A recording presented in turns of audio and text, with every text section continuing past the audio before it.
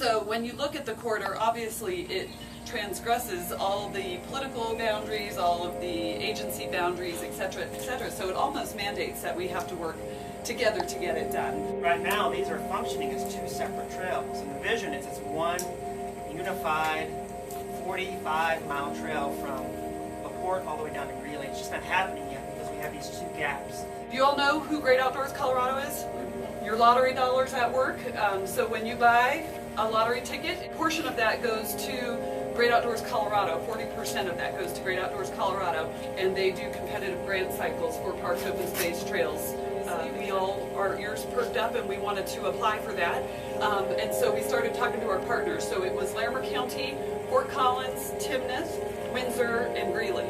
And so our first question was, should we partner with Greeley, who is in Weld County, and the rest of us are in Larimer County, funded by the same county open space sales tax. And so when we looked at the bigger picture of things, it did make sense that we would include Greeley in our grant because it's one river corridor.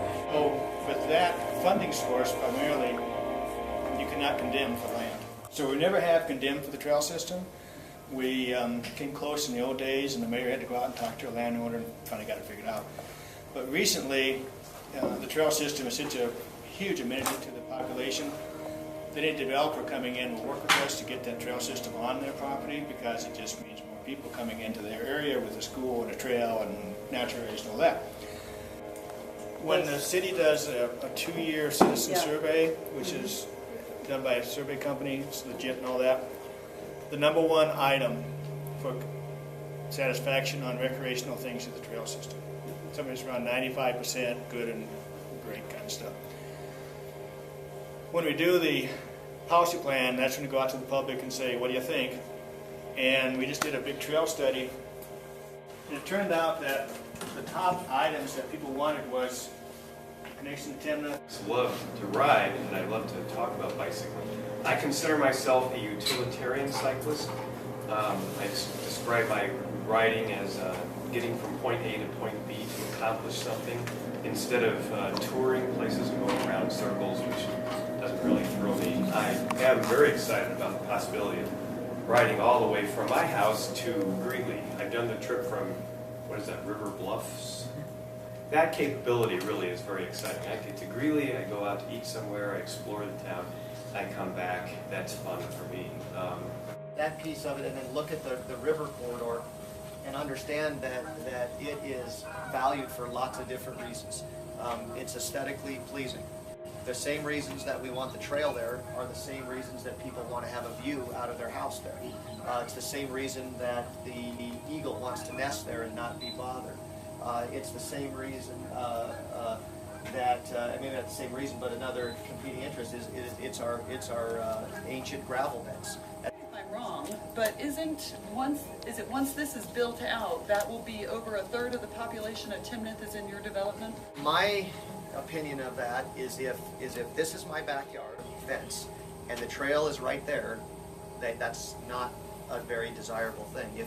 If the trail is over 100 feet, they don't want to hear it. They don't want to hear this. It's a privacy. It's a privacy It's a privacy and a safety concern.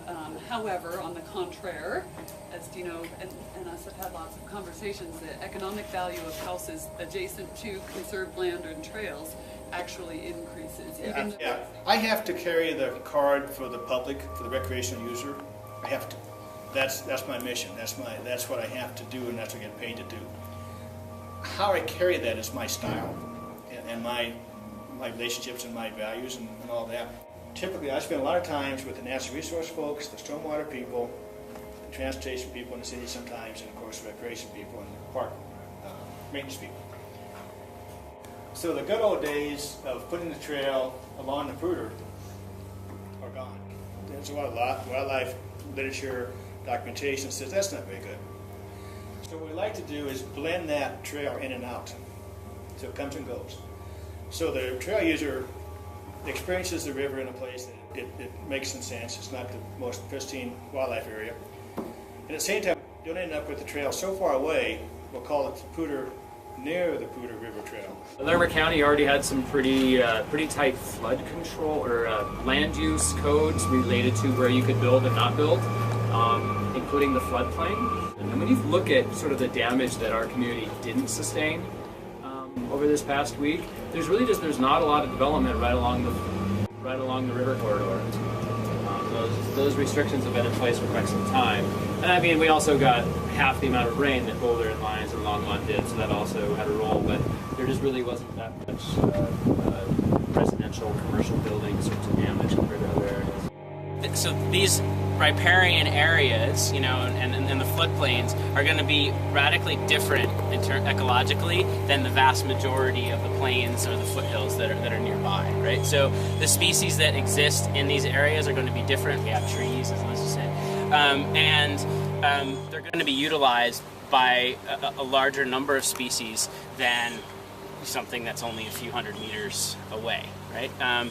So these areas are quite unique and important ecologically for that reason, because the water's running through them, because the species that are present are different, and because they're key sources of food and water for a huge number of species that utilize a much larger area beyond just this riparian strip. Some value to, I think in Karen's world, about natural areas and rivers and all that, about educating people. Well, yeah, definitely that. And so that's a piece where people will say, well, if I can't get on the Arapahoe Bend natural area and enjoy it, why am I paying for